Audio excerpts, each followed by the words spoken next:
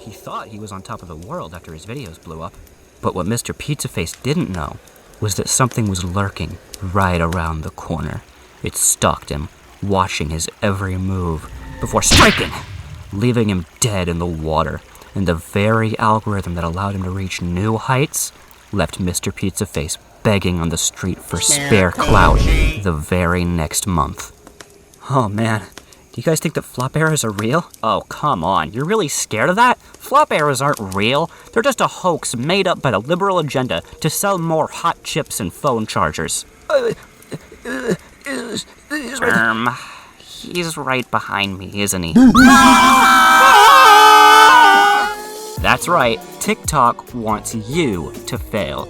The culture-defining app's life is built upon the consistent death of its creators. Any popularity that you ever claim is a fleeting number counting down towards your doom. Most, if not all, individuals who get popular off TikTok content deal with this. You make a popular thing, hell, maybe even two popular things.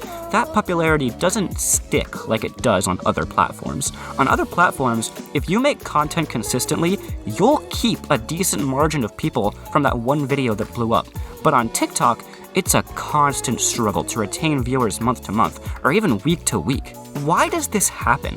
Why does TikTok love to consistently kill its content creators so callously? That's what I'm here today to answer. Happy Halloween, by the way. How do I look? You look like SpongeBob without his ghost costume on.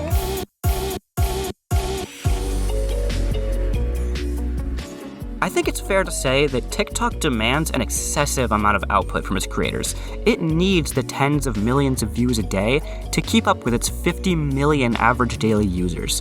From the moment that you blow up, you are on a ticking clock. TikTok needs those videos, so if you take too long, or don't do what people like, or if you try something too different that doesn't build your identity, the algorithm is gonna find someone else. The goal for any creator on TikTok is to find viewership and sustain it.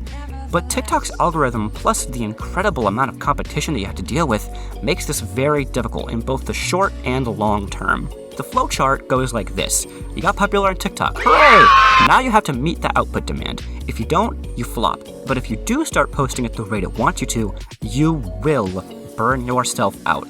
TikTok's output demand is unsustainable on pretty much every level. New content ideas don't come fast enough, and your ability to put out videos that are engaging and interesting and new is very difficult to sustain, and eventually any reserves you have will run dry. So at this point, either you stop posting, people lose interest in you, or you just do the same thing over and over, which is actually the best way to keep people coming back for a while. And eventually you fizzle out. Those are your options if you want to keep your views on TikTok. Now, I can immediately see one clear counterexample to this whole video. People who have their full viewer base on TikTok and absolutely no trouble keeping viewers. The people who got popular in 2019, or as I like to call them, the D'Amelio likes. These people gained fame during the inception of TikTok, and as a result, were the faces of the entire app, all while the world reeled at the introduction of what will be the next big social media app. All the notoriety TikTok gained, they gained, and vice versa. That doesn't happen anymore. TikTok is far too big now to be fully encompassed by a few conventionally attractive teens. This issue is why I'm going to introduce the 3 TikTok eras. The first era is the before time, where TikTok was still Musical.ly 2. Everything was still new and growing and much smaller than what it was now. This is how specific lucky creators got uber famous beyond TikTok simply by posting on TikTok. But after the before time was the Wild West. TikTok at this point had grown to be a national sensation. In high school, it wasn't weird to download TikTok now. This was the time where the most creator blood was spilled. People would rise and fall like nothing, and we'd just forget about them. People were still trying to get famous on TikTok by just doing what Charli D'Amelio did. But if we're being honest, the people of the before time didn't really have to do much. They weren't engineering new strategies to be at the top of the algorithm, they just timed their shit right and looked good. And it took people a while to find out that now, it takes a bit more than that to sustain your success. In the TikTok industrial age, people finally found out how to keep the viewers you get from TikTok, and that is to not use TikTok. Don't fight Napoleon. If you get popular on TikTok, take your viewers and push them somewhere else. If you're an entertainer, give them your Twitch. Educational creator, give them your YouTube. Thirst trapping, give them the OnlyFans. We now know that a base on TikTok is practically impossible. A base is your main home location on social media. Where do most people go when they want to see you? You can build a base on YouTube, Instagram, Twitch, other places, but any base built on TikTok is a house made of cards because of what I described before. So if you get popular on TikTok now, your goal is to ferry as many fans off of your sinking ship onto your real base. The only creators to truly gain large, longer, and secure success are the ones that use TikTok to create a base and then take them somewhere else. Or people who have a base elsewhere and just set up a colony on TikTok, the modern equivalent of late-night talk show YouTube channels. TikTok has created what is effectively a booster platform. You don't build a career on TikTok, you get the materials to build a career somewhere else on TikTok. Man, TikTok really wants to just slowly kill all of its creators. Yep. But why? Constantly killing the people who make your content doesn't seem like a winning business model, but TikTok definitely won. Yeah, well, the TikTok algorithm that makes all of this happen is the way that it is for a reason. And the core to all of this is trends.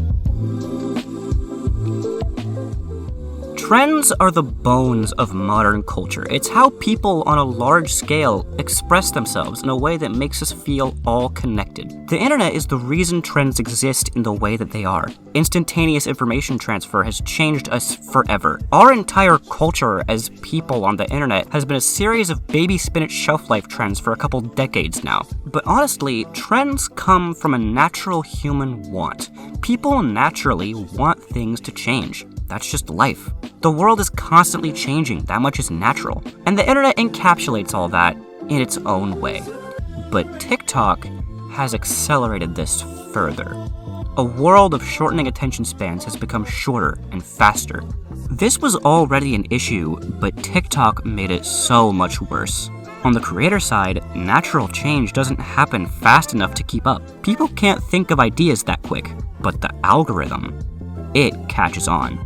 It's faster than all of us. It has better knowledge of the current demand and supply of TikTok content than any of us could ever have. The algorithm knows exactly what to feed you to keep you interested and on the app.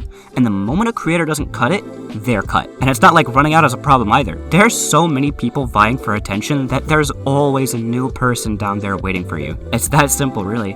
Our experience on the internet has become faster and faster and faster to the point that no one creator would ever be able to keep up. And trends come back into this by helping creators up a bit. If you use trends, you can get hashtags and familiarity to do most of the work for you. But again, it's just so fast. You can keep up with it. If you devote your full attention to TikTok, you can keep up. But that is not sustainable. That trend will die and you'll have to jump onto another one. And the only question is, how long can you last? TikTok is a signifier of the continuous warping of our world and how what makes us laugh, cry, love, and hate has been commodified and pushed to such a relentless pace that if you want to create, all you can do is try to run and run up an endless treadmill.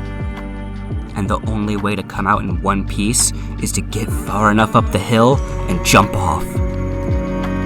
AKA just move to a different platform. Stop trying to only be on TikTok. Oh, come on, man, it's Halloween. I have to make something dramatic. Now, I'm sure many people aren't huge fans of this outcome and have been thinking about different examples of how this could maybe not be the case. At least, not this extreme. And if you are one of those people, I love that. Thank you for challenging what you view on the internet. There are a lot of people who have gotten popular on TikTok, and there's no way that all of them are just using the warped consciousness of the next generation to boost their online platforms for nothing but fame and money. If you have any other examples that I don't address here, please go put your input in the comments. I will be there keeping the conversation going.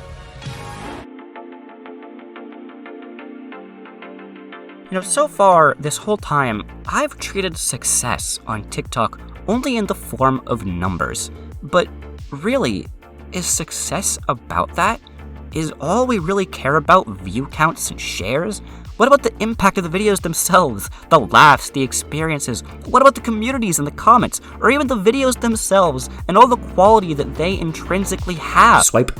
Who am I kidding? This is TikTok, the time-wasting, future-ruining, skibbity-toileting, devious-licking, gay son or thought-daughtering, sigma-editing, movie-stealing, junk food for your brain TikTok.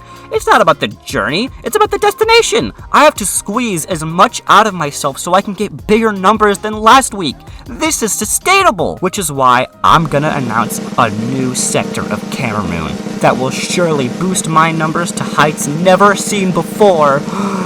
YouTube Shorts! This is awesome! Now I have all the latest trends from last year!